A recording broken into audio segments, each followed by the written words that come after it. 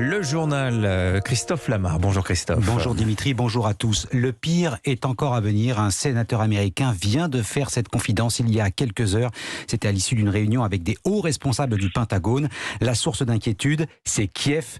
Selon des images satellites, un convoi militaire russe d'une 60aine de kilomètres de long se dirigerait tout droit vers la capitale. On vous retrouve en direct sur place. François Delabarre, bonjour. Oui, bonjour. François, est-ce que vous avez le sentiment que la bataille de Kiev entre dans une nouvelle phase, peut-être décisive ? Alors ici, c'est une question qui se pose même plus. Les gens se préparent à une attaque massive. Donc, comme vous l'avez dit, vous parlez d'images satellites qui interviennent des mouvements de troupes. Ici, c'est le bouche à oreille qui nous rapporte la même information. On parle de convois, de nombreux convois, avec certains avec des drapeaux biélorusses, par exemple, ce qu'on a entendu hier, alors que des négociations de paix devaient se tenir à la frontière biélorusse. L'idée que les négociations aboutissent à quoi que ce soit ne convainc personne. Il ne faut pas perdre du temps. Les gens se préparent. Ils sont mobilisés. Ils se préparent à subir le même sort que les habitants de Kharkov qui ont été bombardés, et toute la nuit les populations les passent dans les abris, les stations de métro qui sont très profondes pour se protéger des bombardements qui ne sont pas encore arrivés. Aujourd'hui c'est la neige qui est arrivée, mais les bombardements ou bien une attaque directe pourrait arriver ces prochains jours. C'est quasiment une certitude ici. François Delabarre, envoyé spécial de Paris Match en Ukraine. Le président Zelensky, effectivement, qui demande aux Russes de ne pas perdre leur temps avec des bombardements. Ils ne nous feront pas accepter les conditions de Moscou pour une trêve. Hier, les pourparlers entre représentants russes et ukrainiens n'ont rien donné. Un deuxième round est effectivement prévu dans les prochains jours. Une autre ville ukrainienne est sous les bombardements, c'est Jitomir, à 200 km à l'ouest de Kiev. Nous y serons tout à l'heure dans le journal de 7h30 avec notre envoyé spécial Nicolas Tonev. Signe peut-être que l'on s'attend à une offensive d'envergure côté français. Le gouvernement a délocalisé son ambassade de Kiev. Direction Lviv. Paris s'inquiète pour ses ressortissants. Et le personnel et l'ambassadeur plient leurs bagages à 500 km plus à l'ouest vers la frontière polonaise. Il faut aussi organiser le rapatriement du millier de ressortissants français encore présents en Ukraine. Une bonne partie d'entre eux se trouvent dans la capitale. Leur évacuation se fera par la route. C'est la seule possibilité pour le ministre des Affaires étrangères, Jean-Yves Le Drian.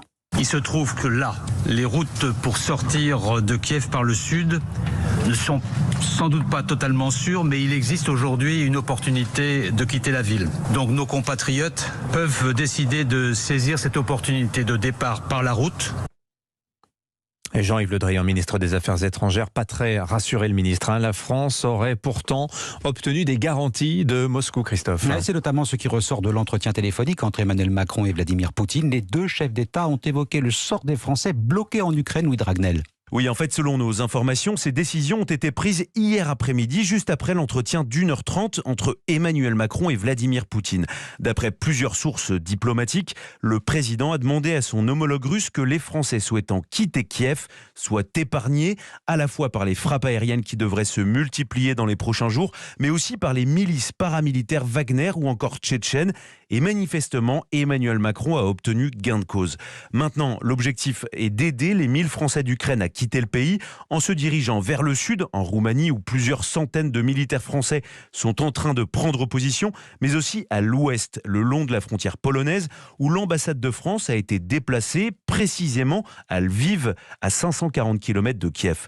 Des opérations extrêmement sensibles réalisées en toute discrétion avec l'aide du GIGN, les gendarmes d'élite, dont le dispositif en Ukraine est en train d'être revu en ce moment même. Louis Dragnel, chef du service politique d'Europe 1. Voilà, à ce stade, on compte à peu près 1,5 million de réfugiés ukrainiens. En France également, il n'y a pas qu'en Pologne. On est prêt à les accueillir. Et plus de la moitié de ces 500 000 personnes a déjà trouvé refuge effectivement en Pologne. Le reste s'évapore vers les pays voisins, notamment la Hongrie et la Roumanie. En France, on s'organise pour offrir un toit à ces familles en déshérence. C'est le cas de ce couple de retraités installés au Plessis-Luzarches en région parisienne. Tout est prêt. Reportage Zoé Pallier.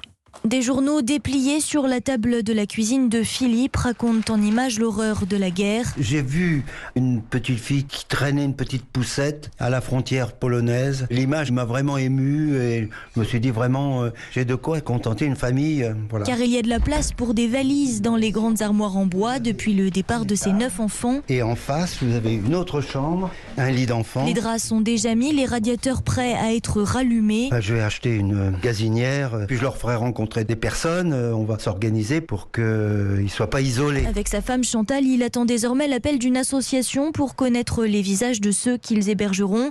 Je veux que la France soit un pays d'accueil, soupire le septuagénaire. J'ai vu arriver les Irakiens il y a quelques années. Je sais un peu comment ça se passe, quoi, les difficultés pour tout. Mais aussi, il y a une chose, c'est qu'on est catholique pratiquant. Ça tisse des liens avec les Ukrainiens et puis d'aider son prochain aussi. Le couple prévoit d'accueillir une autre famille dans une deuxième maison en banlieue parisienne. Le temps qu'il faudra à ces exilés pour oublier le froid et pour se reconstruire. Un reportage Zoé Pallier. Alors le conflit isole de plus en plus la Russie sur la scène internationale d'un point de vue économique. Même s'il faut rester prudent, les sanctions produisent leurs premiers effets.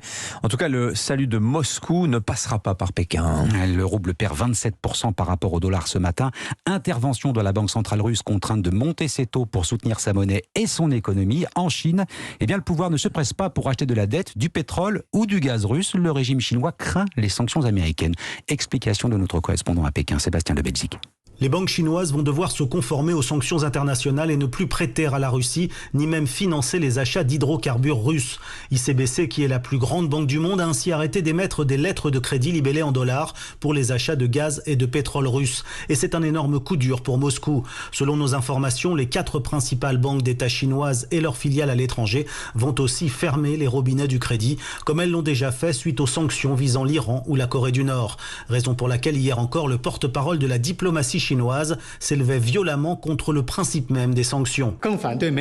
La Chine n'approuve pas le recours aux sanctions et s'oppose encore plus aux sanctions unilatérales qui n'ont aucun fondement en droit international.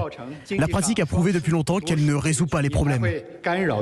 Restent les avoirs russes placés dans les établissements chinois. La succursale moscovite d'ICBC compte à elle seule près d'1 milliard de dollars d'actifs sur place.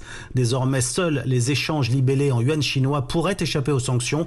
Mais Washington demande aux banques chinoises de mettre un terme définitif à leurs opérations avec la Russie. Pékin, Sébastien Le Belzic, Europe 1. Voilà, les Chinois réduits à des contorsions rhétoriques. On dit comprendre les demandes raisonnables de Moscou, on critique les sanctions, mais on est quand même loin des grandes envolées sur l'amitié sans limite entre la Chine et la Russie qu'on a pu entendre en ouverture des Jeux Olympiques. Joe Biden, le président russe, voulait faire de la Russie un paria sur la scène internationale. Le monde du sport lui tourne à son tour le dos. La Fédération internationale de foot vient d'exclure les Russes du mondial au Qatar. Et c'est la compétition la plus importante après les Jeux, c'est bien sûr effectivement la Coupe du Monde de football. Ce sera donc sans la Russie et le président de la Fédération française de football, Noël Le Graët, s'en félicite. Je crois que c'est une très bonne décision. Dommage pour le football, mais le football n'est pas prioritaire dans ces cas-là.